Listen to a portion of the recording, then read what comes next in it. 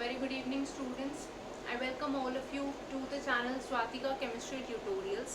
So today we are going to discuss the chapter of class 9, that is matter in our surroundings. आज की class में हम बात करेंगे about the solid state. Last class तक हम लोगों ने डिस्कस किया था the properties of particles or properties of matter. आज हम नेक्स्ट टॉपिक डिस्कस करने वाले हैं, that is the solid state. So let's start with the solid state.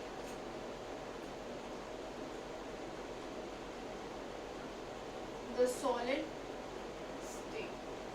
Children, जैसा कि हम लोगों ने लास्ट क्लास में देखा था कि मैटर की हम दो तरीके से क्लासिफिकेशन कर सकते हैं. One is the physical classification, the other one is the chemical classification. So अगर मैं मैटर की फिजिकल क्लासिफिकेशन की बात करूं, if I talk about the physical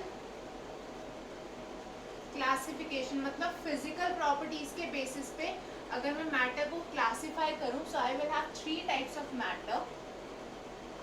the first one is solid, the second one is liquid, the third one is gaseous. तो हमारे पास matter के तीन फिजिकल स्टेट्स हैं, ये तीन स्टेट्स हैं according to the physical classification. These are the solid state, liquid state and the gaseous state. इसके अलावा हमारे पास दो और स्टेट्स है which are known as the plasma state and the Bose Einstein plasma state and the Bose Einstein condensate, जिसको हम short में BEC भी बोलते हैं. This is also known as BEC. Okay, now if you remember, तो हमने लास्ट क्लास में डिस्कस करा था that the solid, liquid and gaseous states, इनको हम बोलते हैं क्लासिकल या basic states. So these are the classical states or the basic states of matter, whereas the plasma state and the Bose-Einstein condensate, इनको हम बोलते हैं non classical states. ये दोनों है हमारे पास the non classical states of matter. तो children, इन दोनों के बारे में हम सिर्फ ब्रीफ में डिस्कस करेंगे, okay, because they are not part of the main syllabus. But solid, liquid और गैसियस हम थोड़ा सा डिटेल में डिस्कस करेंगे.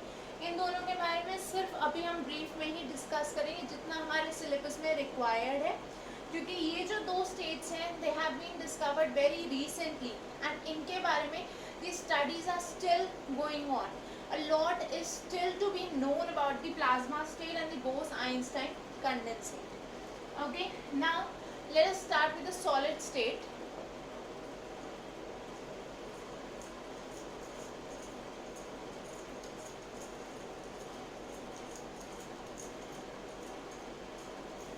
Children, अगर मैं solid state की बात करूँ तो I can represent the solid state diagrammatically like this. अगर ये हमारे पास एक सॉलिड है, सो इसमें जो पार्टिकल्स की अरेंजमेंट होगी in this solid, that is going to be like this.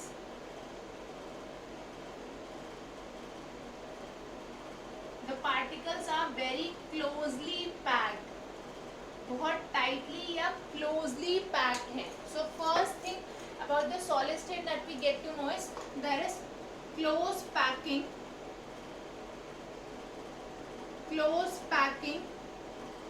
Of particles. जो पार्टिकल्स हैं वो बहुत क्लोजली पैक्ड हैं. इसका मतलब ये हुआ कि ये जो पार्टिकल्स हैं ये एक दूसरे के बहुत क्लोज हैं, इनके बीच में बहुत स्ट्रॉन्ग फोर्सेस हैं जिसकी वजह से they are held together. So we can also say that they are held together tightly. ये जो पार्टिकल्स हैं ये एक दूसरे के साथ बहुत टाइटली पैक्ड हैं. They are all tightly held together with each other. अब children, if you look at this diagram carefully, then you can understand that the particles they are having very strong attractive forces. तो इनके बीच में जो forces हैं, attraction की forces, वो बहुत strong है. If you remember the particles, the characteristics of particles of matter, one of the characteristic was that the particles of matter, they attract each other. ठीक है, हम लोगों ने पढ़ा था कि जो मैटर के पार्टिकल्स होते हैं वो एक दूसरे को अट्रैक्ट करते हैं। सो ऐसे ही इनके बीच में भी एक अट्रैक्टिव फोर्स है। अब क्योंकि ये इतना क्लोजली स्पेस्ड है, सो वी कैन कंक्लूड कि वो अट्रैक्टिव फोर्स बहुत ज़्यादा स्ट्रॉन्ग है। So in this case, in the solid state, what do we have? There are strong interparticle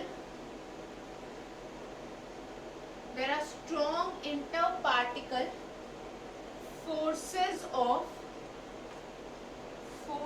of attraction। Interparticle forces of attraction हमने पढ़ा था, मतलब जो पार्टिकल्स के बीच में फोर्सेस हैं। So these forces are extremely strong in the solid state. Now children, see the diagram carefully. You can see that the particles, they are separated by negligible spaces. In particles के बीच में जो spaces हैं वो बहुत negligible है। Another characteristic of the particles of matter was that they have some spaces between them. जैसे आपने पढ़ा था, शुगर या सॉल्ट जो है वो वाटर पार्टिकल्स के बीच की स्पेसेस में खुद को इंसर्ट करता है, ठीक है। But in the case of the solid state, the spaces between the particles are extremely less, क्योंकि इनके बीच की जो forces हैं वो बहुत ज़्यादा strong है। So what we can say is there are negligible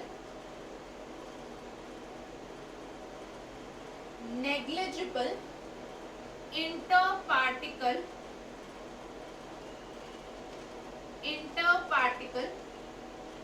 spaces।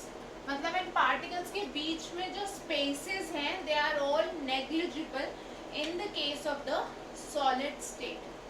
Now children, what happens is because the particles are very closely packed.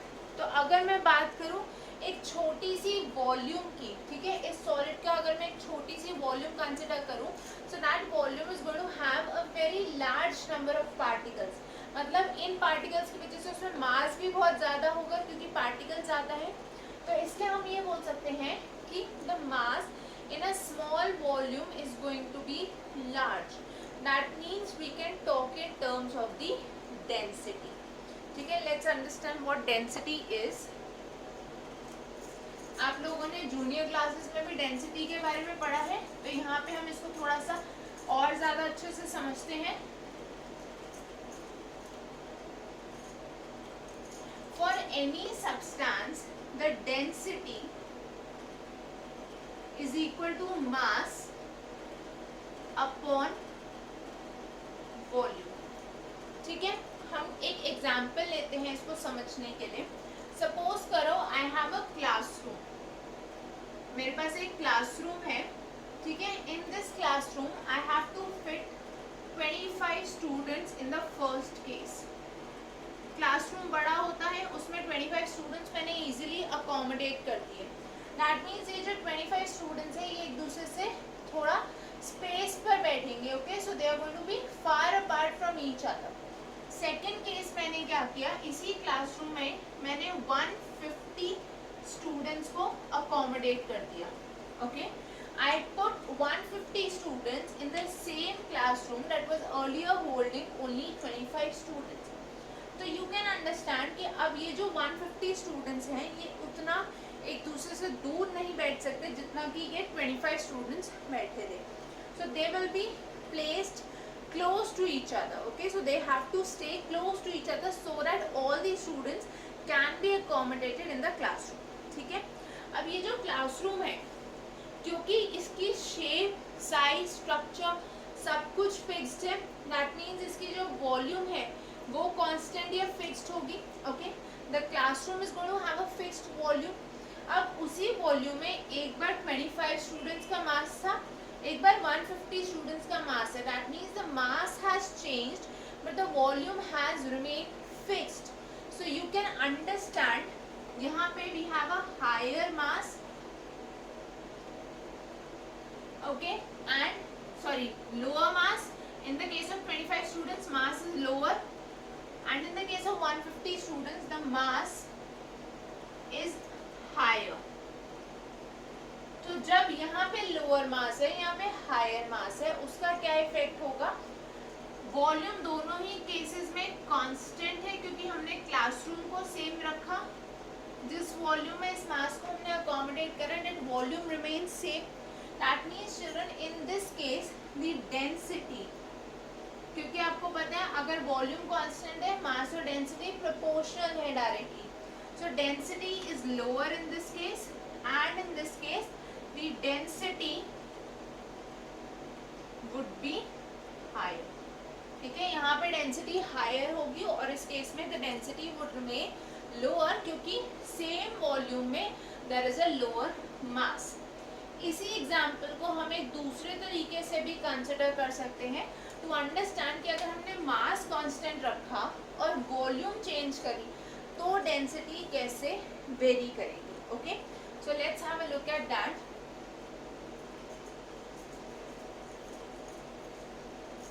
अब हमें क्या करना है, we need to keep the volume sorry mass constant but volume needs to be vary. तो हमने क्या करा, we fix कि we have 25 students.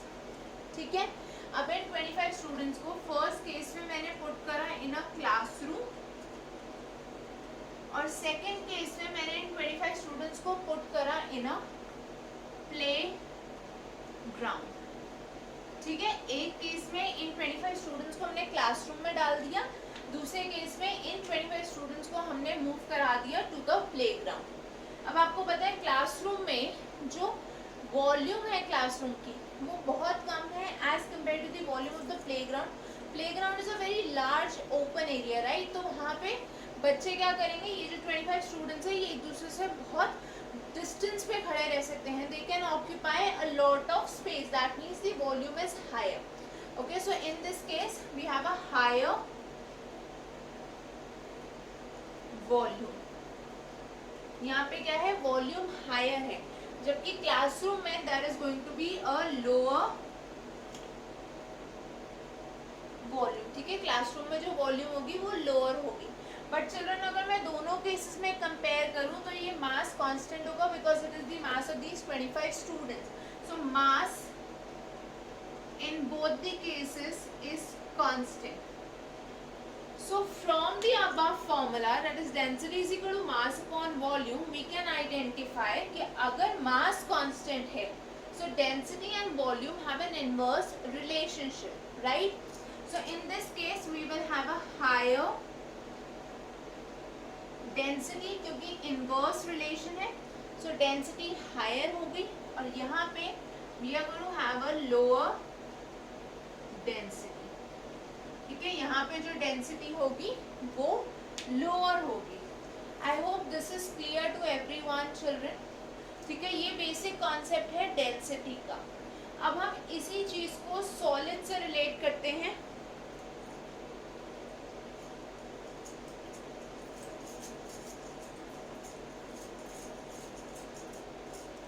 In the case of solids, as we have seen that the particles they are very closely spaced.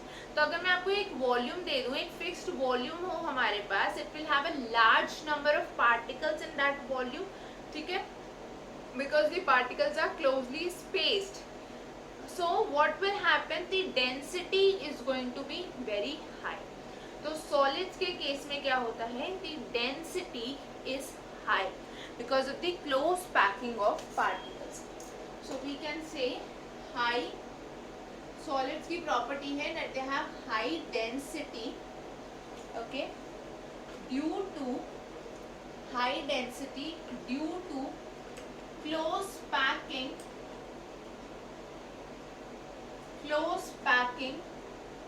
of particles. ये जो particles हैं ये एक दूसरे से बहुत ज़्यादा closely packed है जिसकी वजह से density is high. Now children, another property of the solid state that we are aware of is that they have a fixed shape and fixed volume. Solids के क्या होता है? Volume और shape fixed है. Okay? सॉलिड्स को आप compress करके या किसी भी तरह से आप उसकी शेप नहीं चेंज कर सकते, उसकी शेप जो होगी वो फिक्स्ड होगी। सॉलिड की वॉल्यूम भी फिक्स्ड है क्योंकि पार्टिकल्स बहुत स्ट्रांगली, बहुत टाइटली पैक्ड है एक दूसरे के साथ. Okay, now here we arrive at a question. The question is sugar and salt are solids. Sugar and salt are solids, yet they occupy the shape of the container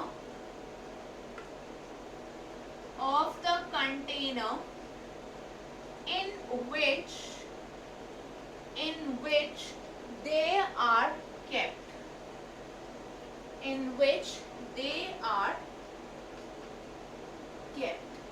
ठीक है, sugar और salt आपको पता है solids हैं, but still जिस container में आप उनको रखते हो वो उस कंटेनर की शेप ऑक्यूपाई कर लेते हैं.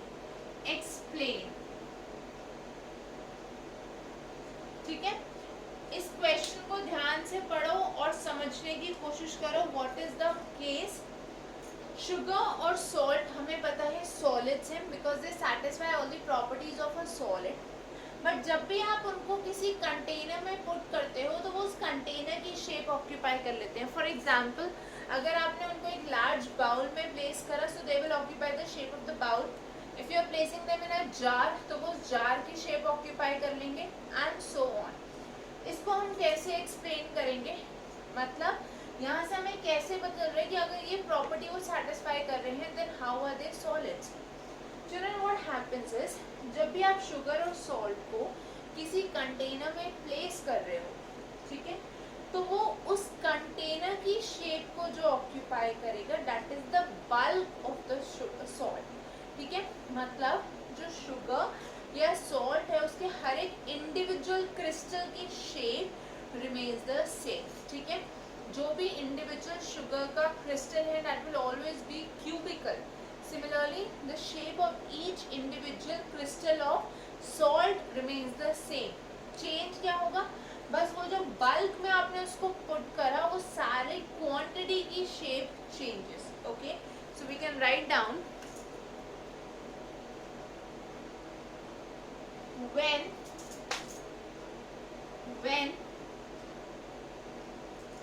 sugar or salt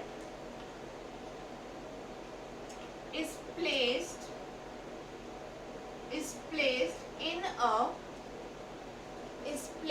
in a container, the shape of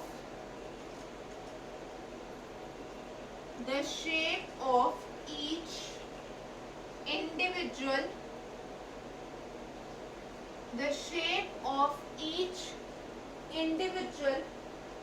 crystal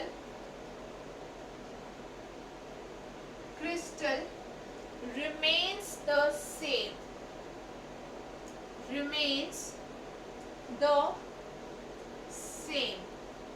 ठीक है, only the shape of the bulk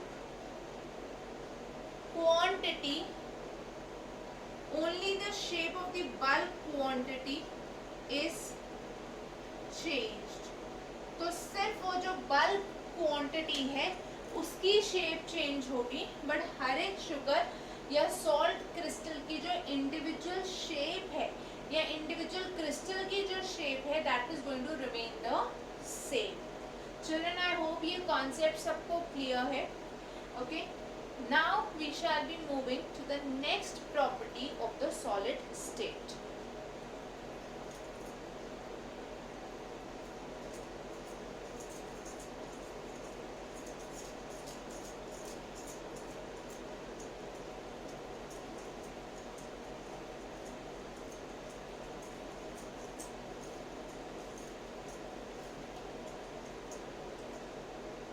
solids जो होते हैं because they have tight packing of atoms, so यहाँ पे they have high melting points.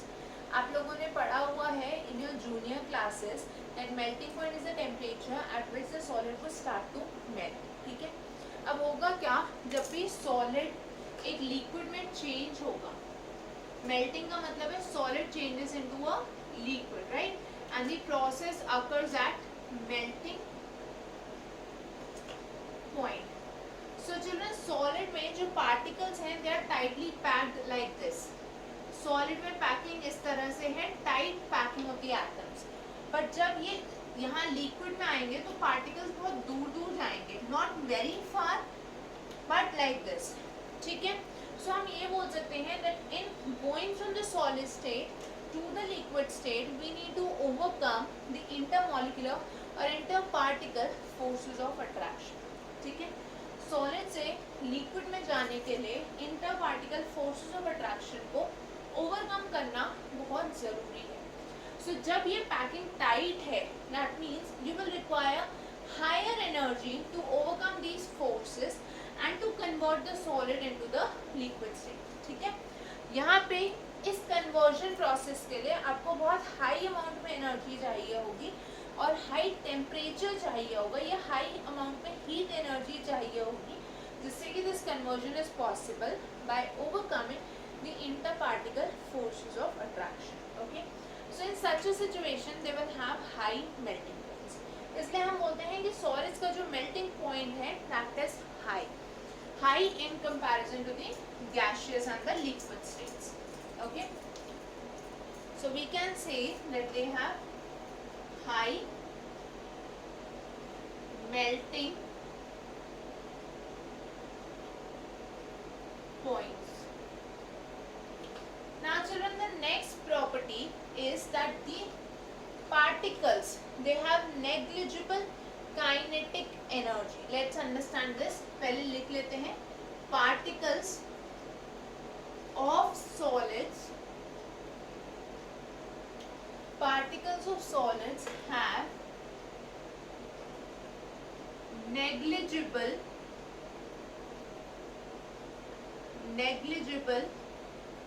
Kinetic energy. आप लोगों ने फिजिक्स में पढ़ा होगा what is kinetic energy. Kinetic energy वो एनर्जी होती है जो किसी भी सब्सटेंस के पास उसके मोशन की वजह से होती है, right. whenever a substance is moving it possesses a certain amount of energy जिसको हम बोलते हैं काइनेटिक एनर्जी, ठीक है। काइनेटिक एनर्जी का फॉर्मूला भी आप लोगों ने पढ़ा है, दैट इज हाफ mv²,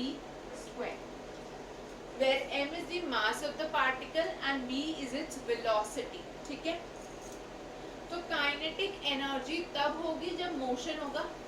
अब चिल्ड्रन, यहाँ पे पार्टिकल्स का मोशन नहीं है बिकॉज वो अपनी जगह पर फिक्स्ड है, या हम बोल सकते हैं उनके बीच में स्पेसेस नहीं है मूव करने के लिए, ठीक है। So we can say that there is negligible motion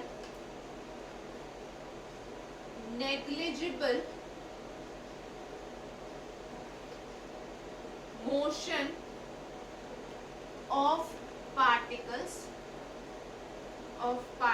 ठीक है। पार्टिकल्स मूव नहीं करेंगे, that is why there is vibration only at mean positions. जो पार्टिकल हैं वो सिर्फ अपनी मीन पोजीशन पे वाइब्रेट करेंगे, उनका कोई मोशन नहीं होगा। और जब मोशन नहीं है तो उस मोशन की वजह से कोई काइनेटिक एनर्जी नहीं होगी, या we can say that the kinetic energy will be negligible, okay. So solids के केस में पार्टिकल्स की नेग्लिजिबल काइनेटिक एनर्जी होती है। Moving to the next property, they have negligible